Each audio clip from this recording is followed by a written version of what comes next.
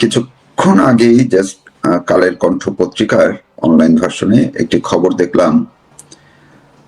খবরটি বিএনপি বাংলাদেশ জাতীয়তাবাদী দল বিএনপির ভেরিফাইড ফেসবুকে বরাত দিয়ে বিএনপির চেয়ারম্যান তারেক রহমানের প্রেস সচিব যিনি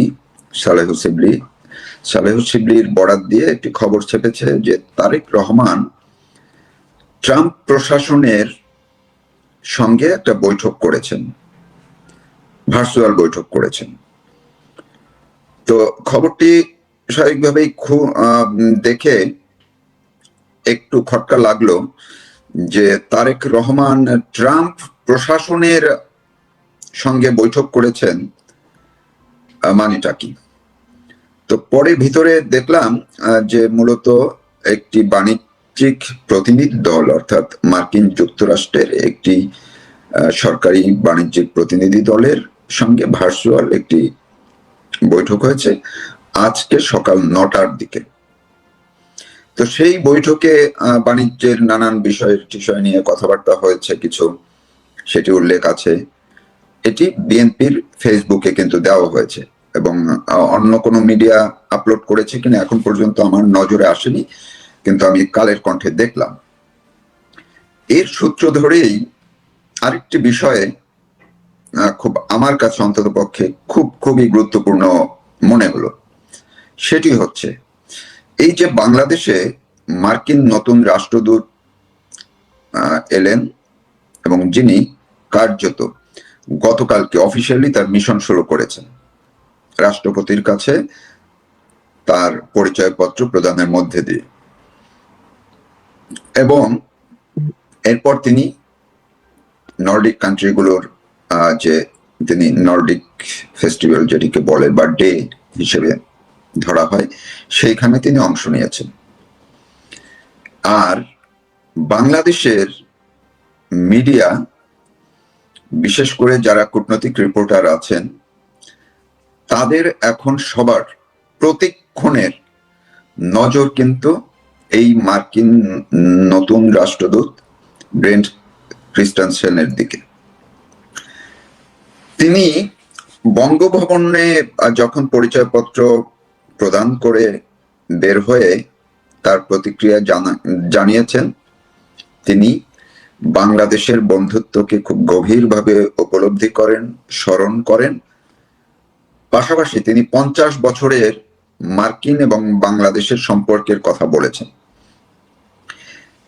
এর পর এখন এই মার্কিন রাষ্ট্রদূত প্রথম কখন, কোথায় কিংবা কোন প্রক্রিয়ায় বাংলাদেশের নির্বাচন নিয়ে কি বলবেন, প্রথম তিনি বাংলাদেশের নির্বাচন নিয়ে কোন বাক্যটি বলবেন, কোন অনুষ্ঠানে বলবেন, কোথায় বলবেন, কি বলবেন, এই বিষয়গুলোই কিন্তু এখন একেবারে সবার, বিশেষ করে গণমাধ্যমে যারা আছেন, সবার মাথার মধ্যে খুবই ঘুরপাক খাচ্ছে এবং লেগে আছেন, সাংবাদিকরা লেগে আছেন কোথায় বলেন।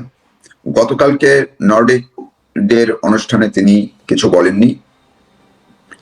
আজকে কোনো কর্মসূচি আছে কিনা এটি অন্তত পক্ষে আমার জানা নেই, তবে নিশ্চয় তিনি কিছু না কিছু তো বলবেনই। তার সেই বলার সারমর্ম কি হতে পারে, এটি নিয়েও আমি আজকে সকালবেলায় বাংলাদেশের মিডিয়ার খুব একটু উপরের দিকের, একাধিক মিডিয়ার উপরের দিকে আমার ঘনিষ্ঠ যারা আছেন তাদের সঙ্গে একটু কথা বলেছি, বিশেষ করে যারা একটু আন্তর্জাতিক খোঁজ খবরগুলো বেশি রাখেন বা রাখার আগ্রহ দেখান তাদের সঙ্গে। তারা যেই জিনিসটি আমাকে বললেন যে ক্রিস্টেনসেন তার নির্বাচন কেন্দ্রিক বক্তব্যটি কিভাবে দিবেন সেটি আসলে আমাদের মিডিয়ার জন্যই শুধু না, বাংলাদেশের মানুষের জন্য খুবই গুরুত্বপূর্ণ। কোন বাক্যটি তিনি মুখ থেকে প্রথম বের করবেন? তিনি কি বাংলাদেশের নির্বাচন সম্পর্কে নিরপেক্ষ, কোনো সংঘাতবিহীন, শান্তিপূর্ণ, অবাধ এইসব শব্দের মধ্যেই থাকবেন, নাকি তিনি অংশগ্রহণমূলক নির্বাচনের কথা বলবেন? এই যে অংশগ্রহণমূলক নির্বাচন কে বলেন কে বলেন না, এটি নিয়েও কিন্তু এক ধরনের বড় একটা পর্যবেক্ষক দল তৈরি হয়ে গেছে। দেখবেন আপনারা যারা শুনছেন, খেয়াল করলেই দেখবেন যে কোথাও যদি বলা হয় বা কেউ যদি বলেন বাংলাদেশে একটি ইনক্লুসিভ নির্বাচন, অংশগ্রহণমূলক নির্বাচন, সবগুলো রাজনৈতিক দলকে নিয়ে নির্বাচন, কিংবা বড় একটি রাজনৈতিক দলকে বাদ দিয়ে নির্বাচন গ্রহণযোগ্য হবে না, এই কথাগুলো বললেই এক ধরনের খবর হয়ে যায়। অর্থাৎ এই টাইপের কথা যারা বলেন তাদেরকেই ধরে নেওয়া হয় যে তারা প্রত্যক্ষ বা পরোক্ষভাবে আওয়ামী লীগের পক্ষে কথা বলার চেষ্টা করছেন। আমরা ইতিমধ্যেই দেখেছি আন্তর্জাতিক পর্যায় থেকে, জাতিসংঘ থেকে শুরু করে অনেকেই বিভিন্নভাবে বলেছে একটা ইনক্লুসিভ নির্বাচন, ফ্রি অ্যান্ড ফেয়ার ইলেকশনের কথা তো সবসময় বলা হয়, বলছেন। ফলে এই যে মার্কিন রাষ্ট্রদূত ক্রিস্টেনসেন, তিনি নির্বাচন নিয়ে তার যে শব্দগুলো বলবেন সেটি এই সরকারকে উদ্দেশ্য করে তিনি কি বলবেন, বা সরকারের বিষয়ে তিনি কিছু বলবেন কিনা, নির্বাচন কমিশনের বিষয়ে তিনি বলবেন কিনা, নির্বাচনটি প্রভাবিত হয় এমন কিছু বলেন কিনা।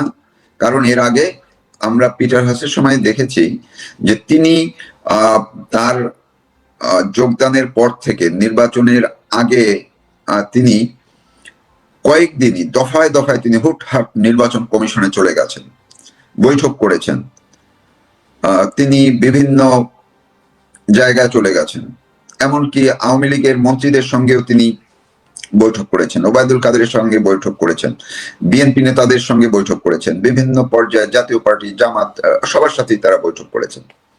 তো নতুন মার্কিন রাষ্ট্রদূত তিনি তার যে মিশন শুরু করার আজকে দ্বিতীয় দিন, এরপরে তার বক্তব্য তিনি নির্বাচন নিয়ে কি পদক্ষেপ নিতে যাচ্ছেন বা যান, কিছু একটা তো করবেন। তিনি কি নির্বাচন কমিশনে যাবেন, তিনি কি যারা অন্যান্য রাষ্ট্রদূত তাদের সঙ্গে বৈঠক করবেন, তিনি কি সরকারের সঙ্গে বৈঠক করবেন, নাকি নির্বাচন ব্যাপারে তিনি কোনো কিছুই বলবেন না? এমনটা কি হতে পারে কিনা যে না, তিনি একেবারে এই নির্বাচনের আগে এই নতুন রাষ্ট্রদূত, মার্কিন রাষ্ট্রদূত নির্বাচন নিয়ে কিছুই বলবেন না? তো যদি তাই হয়, মিডিয়া সেই বিষয়টিকেও কিভাবে নিবে, সেটি নিয়েও কি মিডিয়া কোনো বিশ্লেষণ করবে? কেউ কি কোনো ধরনের মানে কোনো প্রতিবেদন করার কিছু আছে কিনা, বিশ্লেষণ করার কিছু আছে কিনা? অর্থাৎ যা কিছুই হোক, আমরা চাই না চাই, এখন মিডিয়া এবং সাধারণ মানুষের রাজনীতির দিকে যাদের নজর আছে, কিংবা রাজনীতিবিদ বা অন্যান্য পেশায় যারা আছেন, সবার দৃষ্টি কিন্তু এখন এই মার্কিন রাষ্ট্রদূতের দিকে আছে। আমরা যেভাবেই দেখি না কেন, কারণটি হচ্ছে তিনি যদি এমন কোনো একটি শব্দ ব্যবহার করে ফেলেন যা এই সরকারকে কিংবা নির্বাচন কমিশনকে কিছুটা হলেও বিব্রত করে, সেটি কিন্তু বাংলাদেশের মানুষকে অন্যভাবে, মানুষের মধ্যে একটা প্রতিক্রিয়া তৈরি করবে, যাই হোক। আবার যদি তিনি এমন কিছু বলেন যে তিনি একেবারেই এই ডক্টর ইউনূসের ভাষায় কথা বলেন, কিংবা পিটার হাসের ভাষায় তিনি কথা বলেন, যে এই নির্বাচন যেভাবে হচ্ছে সেভাবে হয়ে গেলে কোনো অসুবিধা নাই, ফ্রি অ্যান্ড ফেয়ার ইলেকশন হলেই হবে, কিংবা এর আগে কারা কারা কোন কোন রাষ্ট্রদূতরা বলেছিলেন যে গণতন্ত্র বা অংশগ্রহণমূলক নির্বাচন মানে আওয়ামী লীগকে নিতে হবে সেটি না, বেশি দলের সংখ্যায় বেশি হলেই চলবে, বড় দল দেখতে হবে না, নাকি এইভাবে তিনি কথা বলবেন, সেটিরও বা প্রতিক্রিয়া কিভাবে হবে? অর্থাৎ একটি স্পর্শকাতর অবস্থায় কিন্তু আছেন নতুন মার্কিন রাষ্ট্রদূত। তার নির্বাচন কেন্দ্রিক যে উক্তি, মন্তব্য, বক্তব্য যাই দিবেন, সেটি কিন্তু খুবই গুরুত্বপূর্ণ। সেটি তিনি কখন দিবেন, কোনো অনুষ্ঠানে দিবেন, নাকি মিডিয়ার সঙ্গে কথা বলার সময় দিবেন, নাকি কারো সঙ্গে সাক্ষাতের সময় মিডিয়া কর্মীরা বুম ধরবেন তখন কথা বলবেন, এই বিষয়গুলো নিয়েও কিন্তু কৌতূহল আছে। পাশাপাশি আরেকটি ছোট্ট একটি বিষয়, যে এই মার্কিন যে কর্মকর্তারা বা বাণিজ্যিক টিমের যারা তারেক রহমানের সঙ্গে দেখা করেছেন, গতকালকে একটি খবর সামাজিক যোগাযোগ মাধ্যমে দেখেছি যে কোনো আওয়ামী লীগ নেতাদের সঙ্গেও তিনি কথা বলেছেন। নতুন মার্কিন রাষ্ট্রদূত যদি কোনো পলিটিক্যাল পার্টির সঙ্গে বৈঠক করেন নির্বাচনের আগে, সেই ক্ষেত্রে সেই বৈঠকের মধ্যে আওয়ামী লীগ থাকবে কি থাকবে না, এটিও কিন্তু একটি গুরুত্বপূর্ণ বিষয়, খুবই নজরে রাখার মতো একটি বিষয়, সেটি প্রকাশ্যে হোক গোপনে হোক। ফলে অনেক কিছু কিন্তু নির্ভর করছে। আমরা অপেক্ষায় আছি নতুন মার্কিন রাষ্ট্রদূত, তার গতিবিধি, তার ভাষ্য, সবকিছুর দিকেই এখন একটি নজর রাখা খুবই জরুরি। কারণ তার কথায় কিছু না কিছু নতুন ইঙ্গিত কিন্তু বহন করবে। কারণ আমরা আগে থেকেও বলে আসছি 12ই ফেব্রুয়ারি নির্বাচন এখনো অনেক ঝুঁকির মুখে আছে। নির্বাচন হয় কি না এটি নিয়ে কিন্তু এখনো সংশয় আছে। আরো অন্তত পক্ষে 1-2 সপ্তাহের মতো এই সংশয় থাকবেই।